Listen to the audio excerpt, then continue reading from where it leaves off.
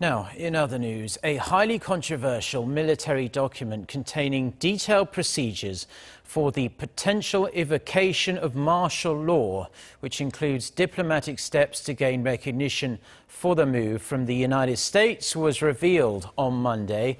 Our Lee Seung-jae has more on what this explosive document contains.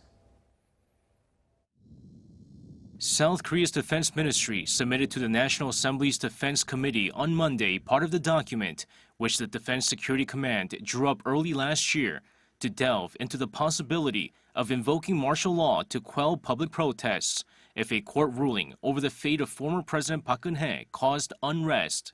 One of the steps mentioned in the document was to have the defense minister invite the U.S. ambassador to ensure his cooperation in seeking Washington's recognition of martial law. The document also called for the martial law commander to summon foreign military attachés to seek their support and efforts to restore social order. The document in question also called for controlling the media. It called for the submission of first newspaper editions, broadcasting scripts, periodicals, and other publications for censorship.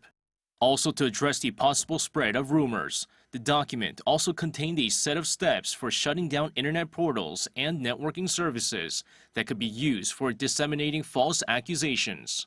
The controversial document also includes steps to influence the National Assembly, such as a measure to prevent the legislature from calling a floor vote on a parliamentary motion for the lifting of the martial law. The case has drawn the ire of the public, as critics say the use of the military to handle public protests flies in the face of democratic principles, and it could mark another case of political interference by the military.